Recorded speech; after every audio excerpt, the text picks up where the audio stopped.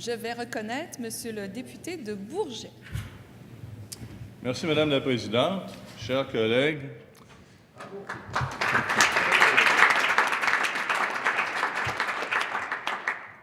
j'ai toujours été intéressé par la politique.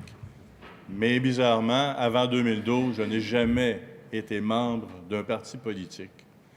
Je me suis juste senti en accord tout de suite avec la coalition Avenir Québec, et notre chef le sait très bien. Je me suis dit, enfin, un parti qui dit ce que je pense, depuis longtemps.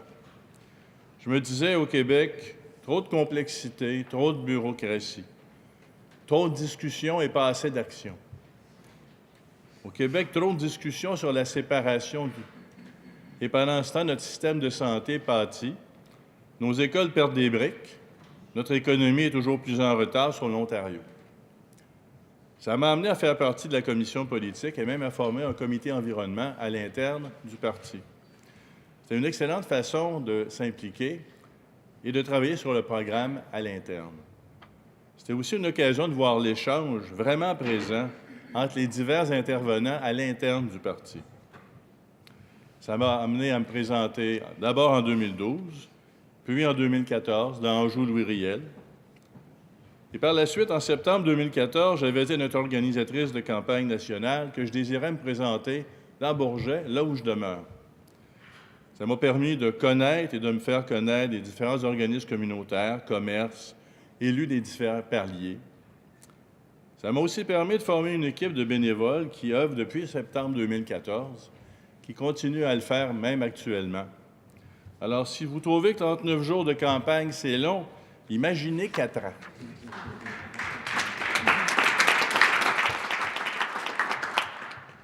Être élu pour la première fois, ça a été quelque chose de vraiment émouvant. On y travaille avec beaucoup d'ardeur et tout à coup, le résultat est là. On dit souvent qu'un candidat peu connu ramasse de 5 à 10 % de son vote soi-même. Comme j'ai gagné par 500 voix, je pense que notre équipe de campagne a dû faire du bon travail, habilement dirigée par Daniel Campeau. Je ne peux pas nommer tous les bénévoles, j'aurais peur d'en oublier. Mais quand je pense aux électeurs de Bourget, quand je pense aux bénévoles qui ont travaillé à la campagne, je me dois de faire un bon travail. Je leur dois ça. Le support familial, plusieurs l'ont mentionné, c'est très important aussi. Et si mon épouse n'était pas en accord avec cette implication politique, je ne serais pas là. Elle s'occupait essentiellement du côté appel téléphonique. Elle a fait des milliers d'appels, et tout ça pour une personne qui n'aime même pas parler au téléphone. Je suis particulièrement heureux de constater que les électeurs du comté de Bourget ont voté en faveur du changement. Et je vous remercie réellement de votre appui. Le bureau de comté est pleinement fonctionnel depuis déjà plusieurs semaines grâce à une équipe de bureau formée de Pierre Trudel, Emma Elzocme et Nicolas Huard-Isabelle. Je les remercie parce qu'ils ont reparti ce bureau-là rapidement et ça prend une équipe efficace pour qu'un député, même à Québec, puisse faire un travail efficace. Alors même en mon absence, tout fonctionne extrêmement bien. J'aimerais remercier mon prédécesseur, M. Makakoto, qui a rendu possible avec son équipe une transition tout en douceur. On était très loin des bureaux laissés vides et des filières déchiquetées. Ça n'est jamais arrivé. Tout s'est passé en douceur.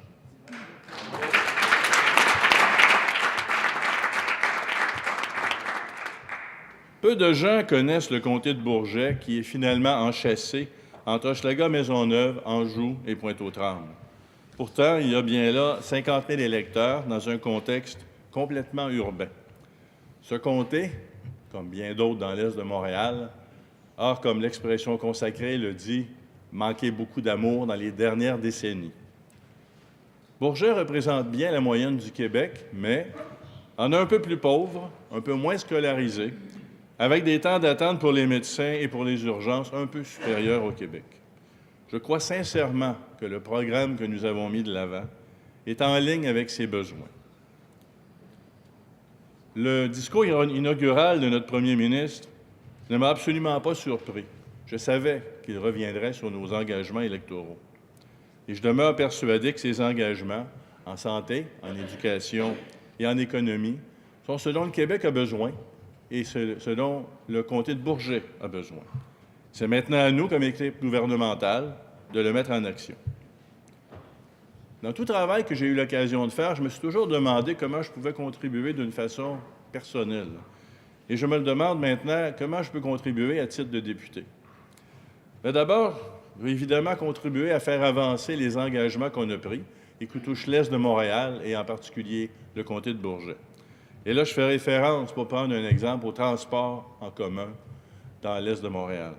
Oui, on a besoin d'une rue Notre-Dame transformée en boulevard urbain, avec un tramway qui ira de la pointe de l'île jusqu'au centre-ville. Il est urgent de céduler la rue Notre-Dame avant qu'elle ne se cédule elle-même. J'ai d'ailleurs commencé à passer le message pour que tous les intervenants agissent rapidement pour amener ce tramway sur la rue Notre-Dame, sans se perdre dans d'interminables débats sur le parcours ou des mesures de mitigation. Il faut aller chercher l'acceptabilité sociale, bien sûr, mais on dit toujours que le climat n'attend pas et le transport en commun fait partie des solutions pour aider le climat. C'est donc une bonne raison pour agir rapidement. On a trop souvent parlé au Québec, il faut agir. Deuxième façon de contribuer, à titre d'adjoint parlementaire en environnement, j'aurai l'occasion de jouer un rôle dans cet important ministère, et c'est d'ailleurs débuté. Trouver le difficile équilibre entre le développement économique et la baisse des gaz à effet de serre, c'est un défi. Un défi atteignable, mais un défi quand même très difficile à atteindre. Il ne faut jamais oublier que les industries ne produisent pas ce que nous n'achetons pas. Seuls les consommateurs peuvent réduire les gaz à effet de serre, mais le gouvernement a un rôle primordial de leadership à jouer, comme en apportant des alternatives de transport. Mais si les citoyens n'embarquent pas, ça ne pourra jamais marcher. Comme parlementaires, nous devons tous être des exemples dans nos déplacements et dans nos choix de consommation. Un troisième exemple, comment contribuer. Plusieurs savent que j'ai suivi et donné de nombreux cours de karaté pendant plusieurs années de façon bénévole. Et être une ceinture noire dans mon style de karaté, c'est un mélange d'humilité, de rigueur et même de courtoisie.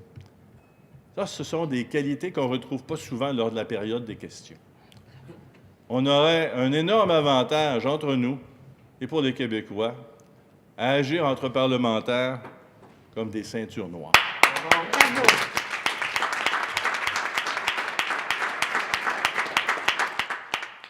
Le premier ministre, dans son discours inaugural, parlait de fierté et d'audace.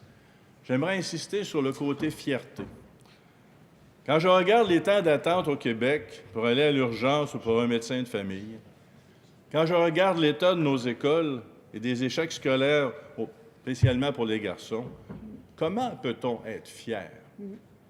J'ai confiance en notre programme, en notre ministre de la Santé, en notre ministre de l'Éducation, pour être bientôt fier.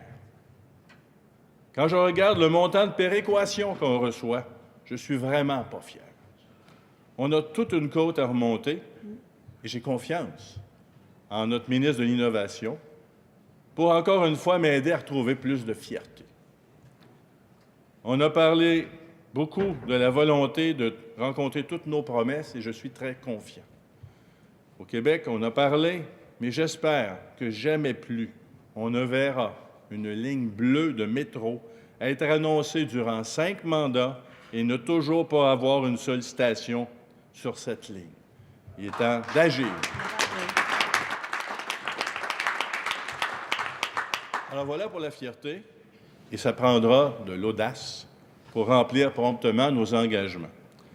Les Québécois ont voté au 1er octobre pour du changement, et je suis fier d'une chose. Je suis vraiment fier de faire partie de cette équipe du changement.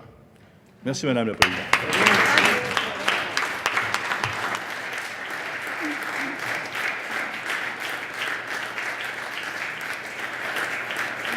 Alors, je vous remercie de cette intervention, Monsieur le député de Bourget.